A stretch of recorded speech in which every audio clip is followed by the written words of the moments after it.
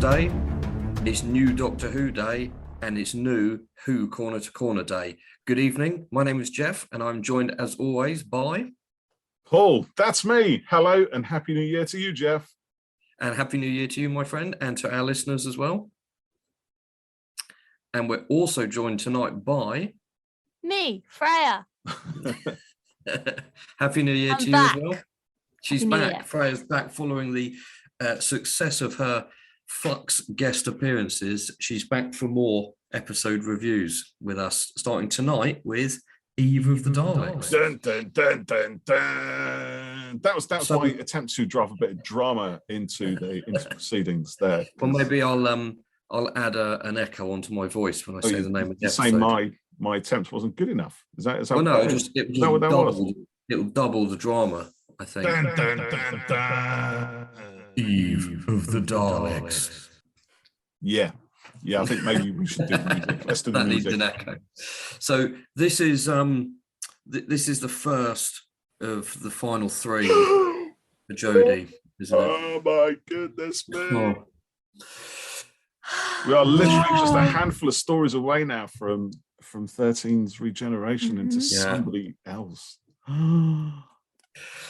Well, we've still got time before that, so we needn't get too upset yet.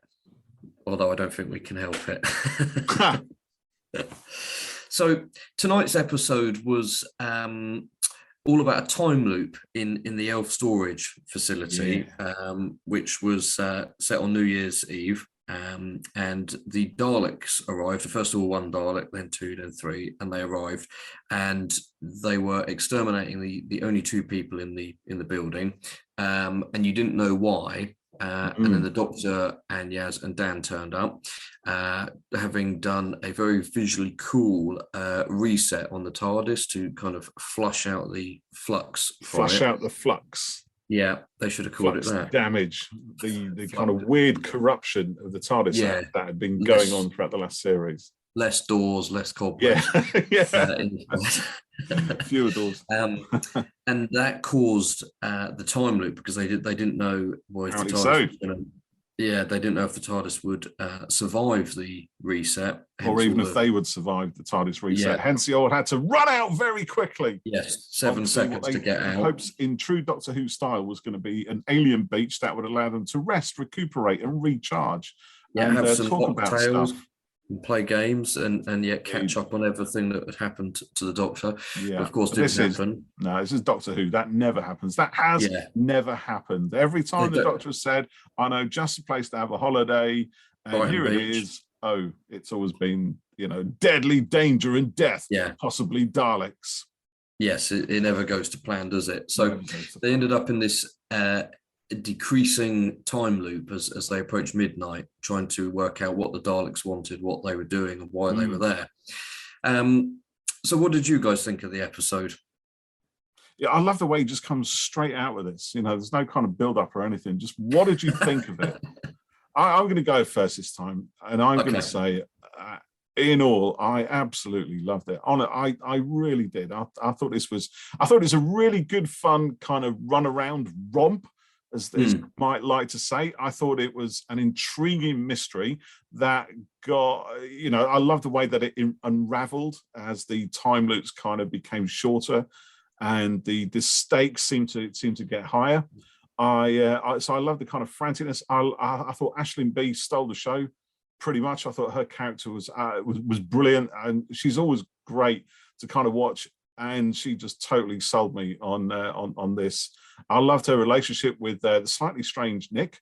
Who weren't sure was going to be some weird psycho and something. Nick was a bit of a weirdo. And, the comedy was fantastic. The danger was brilliant. The Dalek miniguns were just awesome. And I love the payoff at the end. There was a great subplot which we will no doubt come to.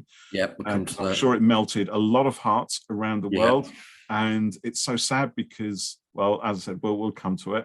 Yeah. And so I want to see what's going to happen. And then, of course, right at the very, very end, when I thought we're not going to get a next time trailer, but of course we did get a next time trailer. Yeah, we'll and come I to literally, that. I jumped up and down. Jumped. I jumped up I'm and gonna down. say- And shouted very loudly. that Next Time trailer has fulfilled a very long-held wish of mine to be brought into New Who. Yeah, Chinese pirates. I was going to say, I ain't talking about the pirates. Yeah, I thought it was excellent. I loved it. I loved it from start to finish. I thought it was a really good one. It just seemed to have the right balance of a lot of fun, a lot of comedy, a really good story, a tight location, tight cast of characters, and a good payoff at the end. And you know, as I said, lots of danger and Daleks and death, which is really good. Yeah, I thought I did enjoy it very much, increasingly so as it went on. It is an odd episode, and in that after the massive scale of Flux, I think in some ways it was quite nice to do this. Yeah, brought it home a little bit. Brought it home, that had quite a lot of character moments in it, and it was also, quote unquote, the cheap one as well. I think, from a production point of view, and also probably after filming Flux and dealing with masses of COVID restrictions and implications, they probably thought, do you know what? It'd be great to have a couple of remote control robots and 5 actors in in one place. So from that side of things, that's what I mean. It was odd in that. In that way, but that's no bad thing. And the time loop part of it was quite unique, where I don't think we've really had anything like that to that extent, for as long as I can remember. Initially I was kind of thinking, well, I don't really know where this is going, how they're going to kind of get out of this. Then it all started to come together, like you said, the mystery and the reason why the Daleks were there, which tied back in, obviously, to, revolution of the Daleks and Flux and things, which I thought was, a good justification for them being there. And I also liked that it showed kind of how effective just even one Dalek can be. Again, yeah, definitely. And even though it was only, one Dalek, one person, it was tense, and, it really kind of helped give the, show the threat of them and kind of how scary they can be. But yeah, there was some really nice humor in it and character stuff again. And I think one of the pluses of this one as well is, once again, it shows Chibnall's strength in characters. Like you said, how do you pronounce her name? Aisling? Aisling B. Aisling. Embarrassing, I never knew how to pronounce her name, but a one-off character introduced, and you got all of that history about taking on the stories and stuff. The mum, that guy Geoff, which I quite liked, because I was verbally. I think there's a namesake there, yeah. Yeah. Well, I showed my friendships and I said, look, mate, put me in, she was really kind of nicely, fleshed out. So was Nick, and in quite different ways. She was quite sort of sarcastic and stroppy to start with, obviously kind of playing to to the actress's strengths, but then it kind of softened a bit, and he was kind of softer to start with, but then a bit of an oddball, and I must say his thing storing all the when he put Simona November 20 to I was like, is he a little bit creepy, especially given Chris Chibnall's kind of track record on painting murderers. Really nasty people, serial killers, psychotic stalkers in his thriller stuff. And actually, it was a bit odd. It's weird. Yeah. Is it weird? It's weird. It's weird. I'm not sure. I'm glad he pulled this one back, actually, and didn't quite go down that route, because it might not have been quite appropriate for New Year's Day. Yeah. It would have been a very dark tone. All the bodies are stored in storage room 3.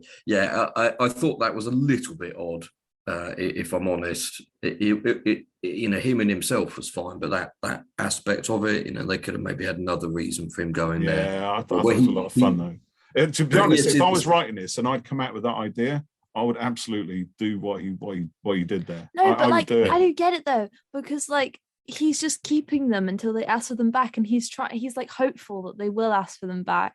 He is. That's what then just not going to. Well, he was going to see. Was it Sarah. You know, he was going to see her, and it was just a sort of flimsy excuse, really, wasn't it? It was, and it turns out that, of course, the only reason that she has to come in on New Year's Eve is because of him.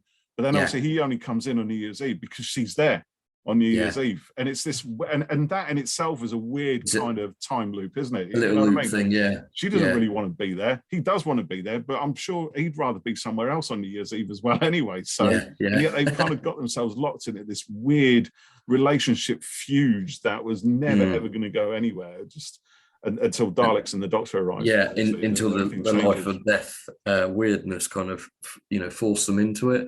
So, yeah, I think, you know, Chibs has got, you know, he had a really interesting, unique idea here, and his character stuff was really strong as always. And also he threw in a gag that I'm sure the internet will hate, which was the guy on his own watching the fireworks, which I thought, I liked it.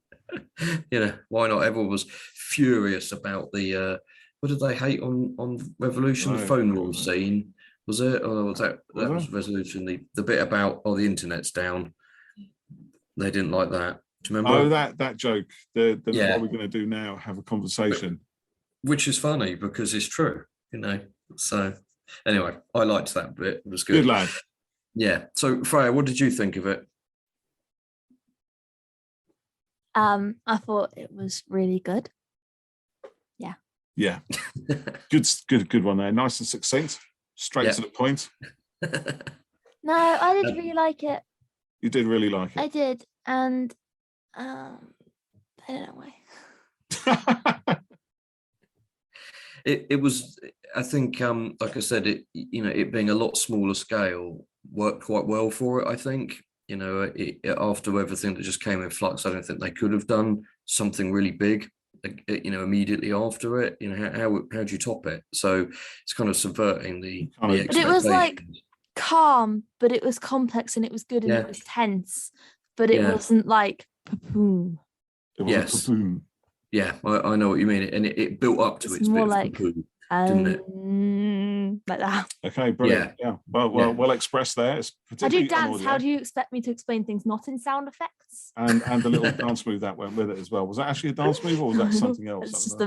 It's just kind of like it's like, because it's calm, but it's like really tense because like the time's running out, and they got a big plan, but their plan has to like decrease and get smaller because the time's like getting less, and that think of a different plan really... because there's less time, and then their first plan didn't work, so it's really tense. So they had to change the plan, and they're running out of time to do it all the time, aren't they? So the stakes getting high, the tension's ratcheting up, and it worked. You know, it became faster paced, and you know, went from sort of quite leisurely, and that's why I said I wasn't quite sure where it was going, because it was a bit sort of like, oh, you know, it doesn't feel you know, kind of threatening or anything, but as they were starting to work it all out, well, like when the time was longer, you could see they were kind of like, they got back and they were like, oh, whoa, okay, right, what have I got to do? Oh yeah, I remember. When at the end it was like, bam, run, you don't have much time, really tense, and it's like Sarah was like, what did she say? She was like, I'm tired, because you would be, wouldn't you? Even though the time's resetting,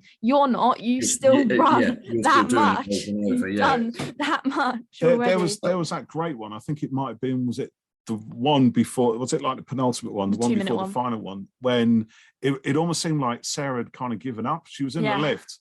And she was just faced by the Daleks. There was no way out, and she just it's almost like she just gave up and just and that was a really good one, because that kind of, again, that subverted what we probably expected. Yeah, exactly. They all got caught out on that one because the Daleks were ahead of them. The Daleks had already figured stuff out. So now, of course, that caused them to kind of forget the old plan and do something. It was a 3-minute one, because they had another 2 then, didn't they, to sort it? But it was great, because that turned it away from being a bit of a rom-com type thing. Yeah. You know, we'd had those moments, we'd had the great jokes, we'd had some weird character stuff, we'd had some deeper character stuff, and it just seemed like the good guys were getting on top of things. Yeah. And then along come the Daleks doing what they do best, being really devious and deadly and dangerous. And there was that thing of them just giving up almost, you know. We're not going to win this, you know, it's too much. It did start to look like that at one point, you know. I was thinking, you know, how on earth are they going to get Same. out of it. Yeah, exactly. She said I said it, didn't I? I thought for once, watching a Doctor Who story, I cannot quite figure out how this is going to play out. And I loved it. You know, I love it when I watch a TV show, especially one that I spent the last 50 years of my life watching, you know, and it surprises me. I love it. I thought, that was another reason why I thought this was such a good story, you know, and maybe it's not a genesis of the Daleks type thing. It's not that kind of epicness, but like you said, but it's not. Doctor Who has always been really strong when it brings things down into one location. And that is usually driven by, you know, the lack of resources, lack of money, lack of available sets and all that stuff and the time pressures. But they make it good. They make it good, you know, all those things. It reminded me a lot in many ways, actually, of Midnight, but with more comedy, you know, and I think there were a lot of 10th Doctor vibes in this as well. I think there was a bit of stuff that 13 was Jodie was coming out with. I can't remember what they were now, but they made me think of, it's where she's insisting that everyone has to follow her lead. You know, she's going to take charge of things. And she's like, your plan didn't really work, did it? Yeah, Sarah's challenging her all the time, and again, it put me in mind of the 10th Doctor in Midnight when he's trying to convince everybody on the bus to go with him because he's clever. And that was the only thing that he had to say to them: "I'm clever, I can do this." And of course, he can't, and he's caught out. And it was very similar. I thought, you were saying how reminded him because she was saying, "I can fix this, I can fix this, I can fix this," and it was just like, well, that's her whole thing, isn't it? Might not be able to. Yeah, the Doctor is to fix things, and you know, there's that sort of desperate need to do it, and you know, it was looking like at one point, you know, it wasn't going to happen. And I like those parallels between, you know, the way 10 was in Midnight and the way Jodie was in this, and I also like the humour as well. I thought the humour was bob on. It really was. Even at Supermarket Sweep. And so I just say my favourite when she said to the Daleks, "You took the time," and I thought, "Why has she got a hand out?" She went, "I'm not even wearing a watch. I'm doing it for not effect." Even wearing a watch.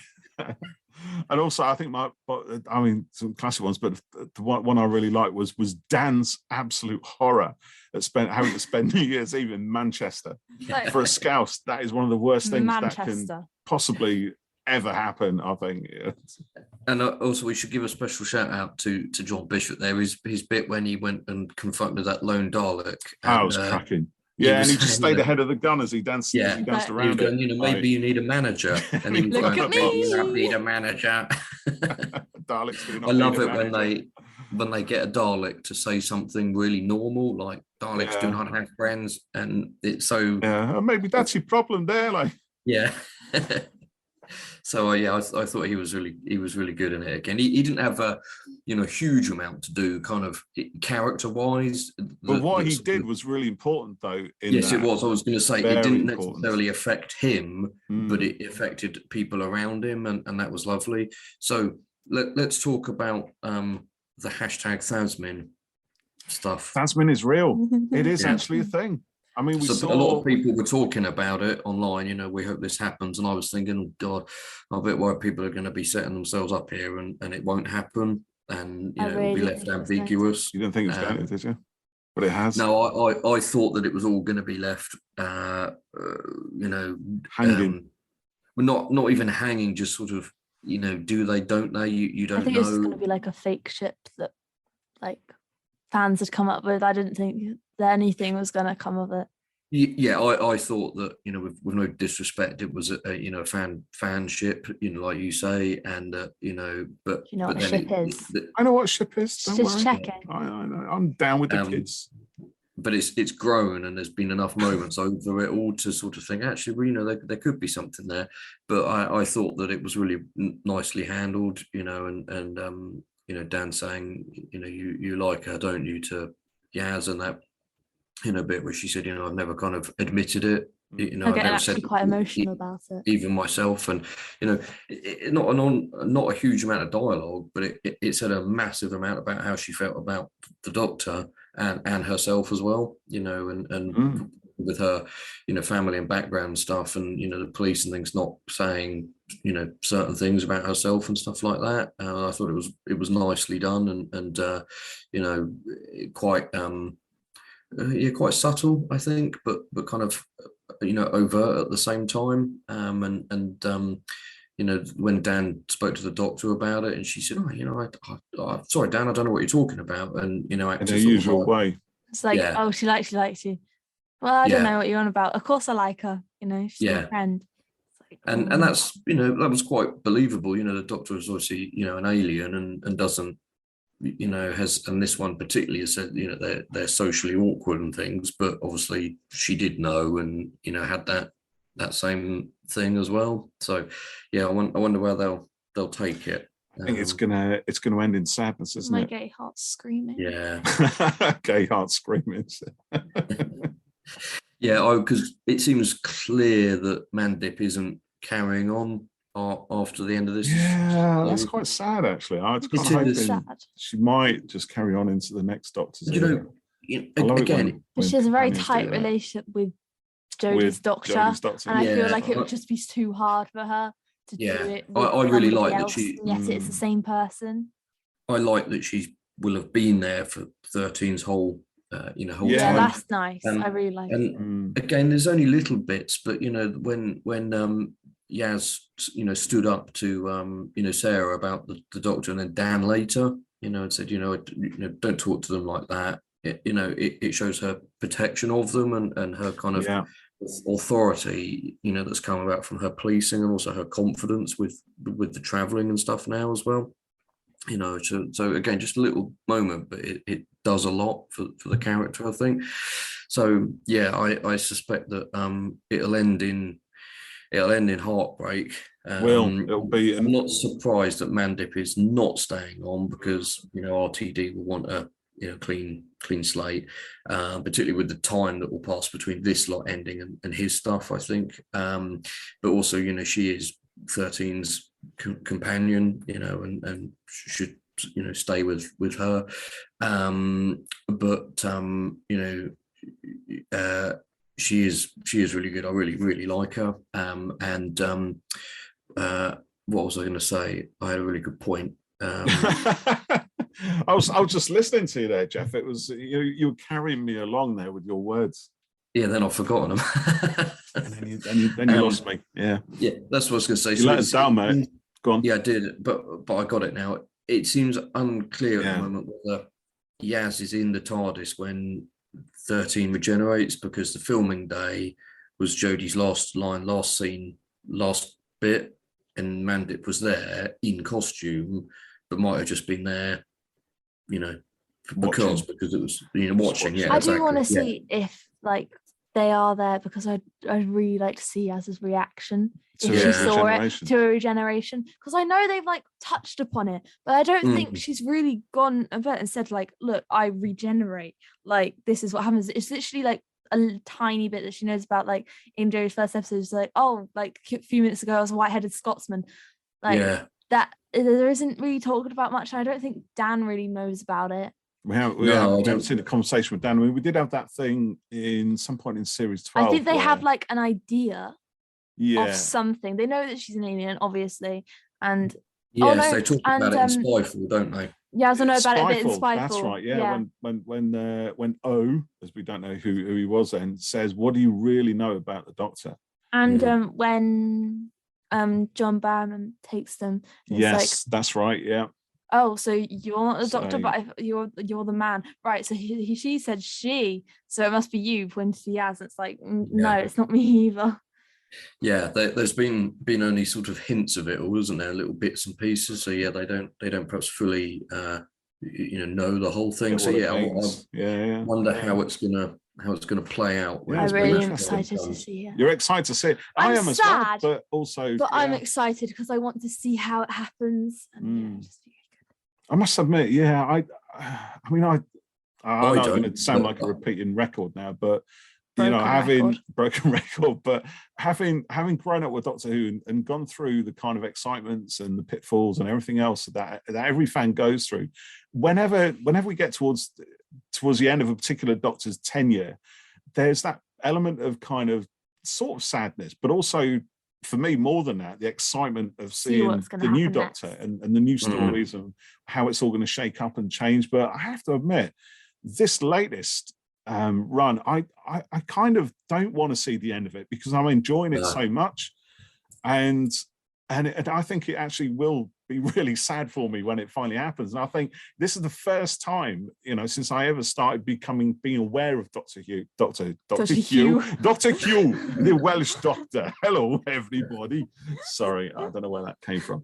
But it wasn't even a good accent. It wasn't. I know. That's terrible. You should do a better one than that. It's getting too late now. But see, again, you put me off because I was going somewhere with this. But yes, okay. So what I was saying is, for the first time, really, the excitement is not as high as the sadness. The sadness of losing the current Doctor is higher than the excitement of gaining a new one for the first time ever, I think, in all my years of watching this show. Yeah, I'm the same. Yeah, I wish this would run forever. Give it another couple of years at least. I feel like also because there's been such a big gap in between every series. Yeah, this is true. Like there's been like a year gap. And it just doesn't feel like complete, really. No. Just because of the massive gapping, I feel like. Yeah, and this series, what is technically 13, being a lot shorter for obvious reasons. Yeah. We simply have not had anything. So yeah, it does feel a bit like we were shortchanged through no fault of theirs. I know, people say, it's less episodes each series and stuff, but they're spending the money on higher production values. And to be honest, the stories we've had, I think they've been phenomenal. We talked about series 13 Flux, and I think there's an almost universal kind of admiration for it, even if certain people didn't quite like all the elements, which you kind of expect, really. You can't please everybody all the time, and maybe some things that I thought could have been done better, but it is what it is, and what it is on the whole was pretty awesome. Yeah. Oh, it was amazing. Anyway. Yeah, I'm glad we had that than nothing. And absolutely. Even if it had been who wants to go normal to the wilderness years again? Not me, that's for sure. Yeah.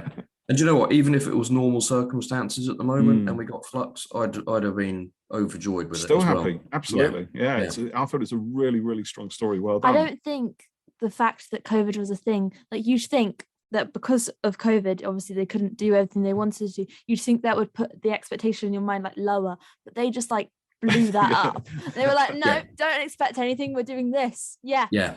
And we talked a bit about that, didn't we? They could have. It could have all been on the scale of Eve of the Daleks, but it didn't, and they exceeded themselves. It could all have been tight location or tight sets. Obviously, Eve of the Daleks was amazing in its own self. I don't think it would have worked for the whole series. No, and that's another thing. In a show that's this old, and it's experimenting. Things. I think it's so important for it. I think all of that is really good. So is there anything else that you guys want to say about the episode? I think one thing we have to just recognize is the genius of the line where the Dalek said, "I am not Nick." I think that was great. Obviously, nice little in-joke there. That worked perfectly. Yeah. We all know the Dalek is actually called Nick. Yes. Everybody knows that.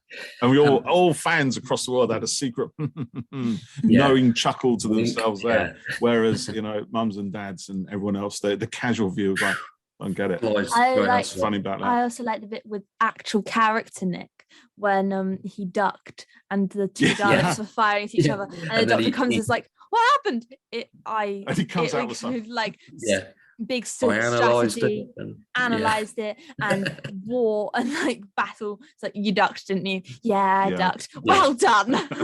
Well done, yeah. And she appreciates him ducking so much, like, oh, wow, that's really good. And the thing is, actually, that gag, we've seen it happen a lot. We've even seen it in Doctor Who itself not that long ago, I think, when there were sniper bots and Ryan ducked and they sort of shot each other, which seemed a little bit kind of, okay, we'll go with it, but, it didn't really sell itself. Whereas here, actually, I'm saying all he needs to do is duck or I thought he was going to dive. Jump into his own unit. That's what I thought. Yeah, he was going to roll and threw himself to the floor. He looked back, he looked forward, he looked back, he looked forward, and then he ducked. He threw himself to the floor because if he went into the unit, they could have just gone.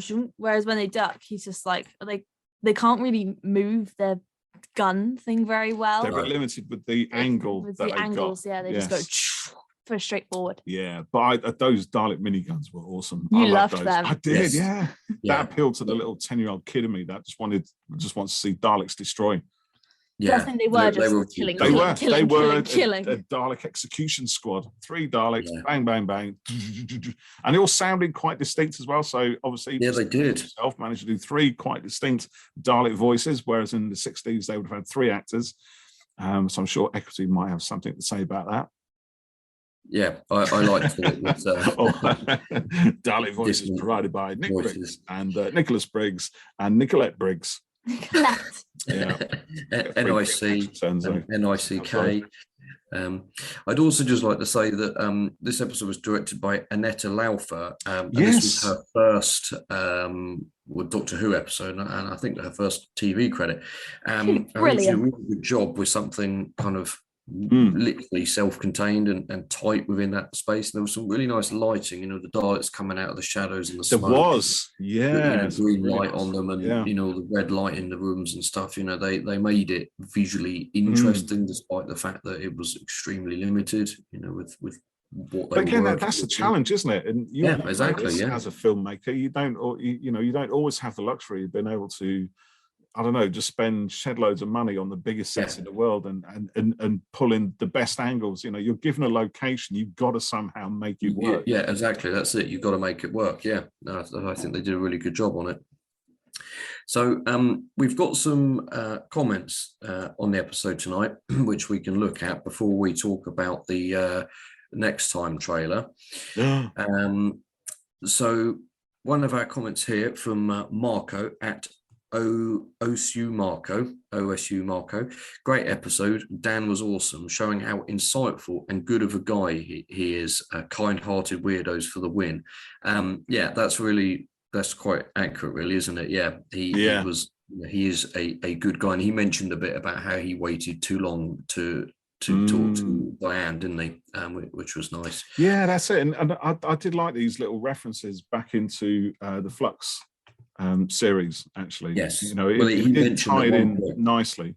Yeah, he mentioned at one point that it was you saved the universe a week ago, so it's the least I can do to go and sort of sacrifice myself. Lataro Medina at Doc Lataro says, so funny, and the angsty proper rom-com, and the Sea Devils get in. And Orinoco McGee, who's at Deadly Night, says theories that came true: the beach not being a proper beach, references to the Flux, Daleks exploding into fireworks, sort of. Dan the badass. All in all, I loved it and can't wait to see the Sea Devils. And Happy New Year, guys. Happy New Year to you too. That's lovely. And then let me see. So Salty Space Ghost, who's at Salty Grrl, says, I was just thinking this is not entirely connected to the episode, but we did a tweet about Sea Devils, didn't we? I was just thinking the other day, what's the best villain to bring back after Daleks, Cybermen, Sontarans, and voila, I'm very excited. Which takes us nicely into that trailer, doesn't it? Definitely very, very excited. I've just got one more comment. This comment's come from our friend at Fans of Who, and this is from at Metal Clive, and he just simply says, loved it, which is good enough for me. There you go, that works for me. Yeah, could have started with that one. That's fine. Good feedback there. So the next time trailer, I think we all knew it was pirates from some filming location stuff, but how on earth did they keep the Sea Devils? Well, I don't know, because there had been little leaks, little rumors, I think, a little while. I'm sure I read some tweets or something somewhere, Sea Devils, but then it was kind of in amongst a load of other things as well. Yeah, and they were rumored to be in Sea Devils comes up every time. It does. They've been rumored for years now, but when the shape was out of focus and it started to walk forward, I thought, and then the fact that they were putting in like the title of the legend episode. And then it's timed in Sea Devils, and I went, oh hurrah, Sea Devils, how lovely. No. Yeah. Did I not do that? No, you went, yes! Like that. I reckon they are the last.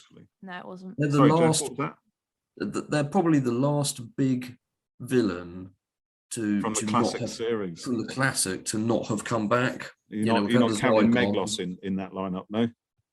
No. He's a bit prickly. They're the one I've been waiting for a long time. I've enjoyed the classics, the Third Doctor, Sea Devils, and there's a Fifth Doctor one as well, isn't there? Warriors of the Deep. Yes, indeed. Where they wore sort of samurai type armor.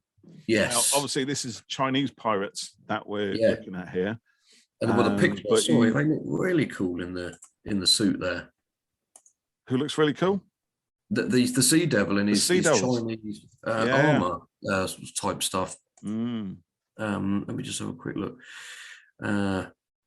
It looked really good. It's sort of, he's got a sort of scabby barnacle encrusted robe on over the top, isn't he? Which is quite right, for Sea Devils. They look so good. They do, and you're right. And of course, what we really need to see, I think, I know we had it in a Big Finish story, but we really need to see the Merca come back, and I mean proper, like it was actually written in Johnny Byrne's script for Warriors. To see the what coming back? Sorry, I didn't hear that. Have you seen Warriors of the Deep? Yes, I haven't seen it. You have seen it. Yeah, I have. So yeah. It's one of those episodes, or it's one of those stories which has an episode in it where there's no getting around it. You just cannot defend against it.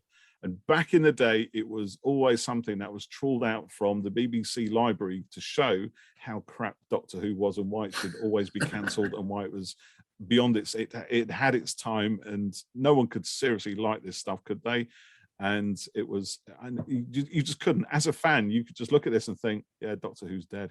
It's never going to come back from this moment, we've had to bear that through all these years. So if we see the Merca come back as this raging biomechanoid monster from the deep that just wants to kill, electrify, and trash everything on a massive scale, with lots of teeth, lots of talons, and a truly terrifying roar, and it's not going to go at a slight drop kick, then I would love that to happen. We need to see a Kraken-like Merca emerge, so then we can all put that ghost to rest, and all fans across the universe can rest easy knowing that the Merca was right. Well, I'm just reading the little synopsis for the episode, and it says you got a synopsis? Where's that? Yeah, there's a link on the Doctor Who account tweet, and it says I'm going to look at that. A small coastal village is under threat from the fearsome pirate queen Madame Ching and a monstrous alien force which she unwittingly unleashes. Will the Doctor, Yaz and Dan emerge from this swashbuckling battle with the Sea Devils to save the planet? And there was somewhere I'd read something that talked about a monster. There we go. So maybe I want to see the Merca back. I want to see the Merca back, bigger and better than ever. Hashtag Merca. Start it now. Bring back the Merca. Merca returns, resurrected, all that stuff. Yes. So it's spring 2022, isn't it, for that? Yeah, so presumably that'd be kind of Easter time. Yes, I think so. Yeah. So we don't know a date yet. Now something else that I'm I've just seen that the Doctor Who account's done play Eve of the Daleks bingo, exterminate hazardous beef. You're going to do that, aren't you? You are going to do that later. You're going to play Eve of the Daleks bingo. Yeah. So they've got that infinity loop in the background on the official logo still. That's still there. So that probably just that's the time loop kind of reference, isn't it? I think it must be. Yeah, so you're right. Yeah, that's like a timer. Yeah, it's an infinity symbol. Yeah. So I very much enjoyed tonight. Me too. Tone, a lot of fun, and style to it went down really well, I think, and it feels like Legend of the Sea Devils will be another step up again, into something bigger and more adventurous and thrilling in a different way. Swashbuckling. It's going to be swashbuckling. Yeah. That's what we've promised. That's what we need to see right now. Reminds me of what I used to watch when I was younger. Yes, probably right. So like swashbuckling things. Love swashbuckler. Love a bit of swashbuckle. Yeah. A bit of buckle me swash. Buckle me swash. So we'll be back very soon with our chat with Bhavnisha Palmer, Yeah, who looking is a forward to that name one. that fellow Whovians should know for playing Sonia Khan, Yaz's sister, across Doctor Who, the Chibnall years. And she was also Kira Sandstrom in the Big Finish Time Jacked box set that came out recently. So we're very much looking forward to chatting with her. So if you've got any questions, do tweet them in, and we'll put some tweets out to remind people that that's going on. And then we've got some more conversations with some of our fellow fans to come out, haven't we? Talking about various Doctor Who related things. And then we're planning some other episode subjects to tackle as well, aren't we? And we are indeed. We've got some great ideas for that one. Yes, we do. And if you've got any ideas, actually, of any podcast themes you'd like us to look at, let us know. Tweet them in. Yeah, do let us know. And then of course we can pretend it was our idea all along to do that. We'll take the credit. Do that anyway. Give you That's rude. Is it? Yeah. We'll give some credit then. We will. Yeah. What's it called? What's it called when you steal someone else's idea? Plagiarism. That's the one. See, we need you as our moral compass. Yeah. You're welcome. Imagine having a teenager as your moral compass. That's not right, is it? Something intrinsically wrong with that idea. All right. Thanks for listening, everyone. Thank you all for listening. The episode, and have a great year ahead. We will be talking into your ears before the year is out for absolute certain, and but we will catch you very soon. Take care. Thank you for listening. Dear listeners, goodbye. Goodbye, all. Bye.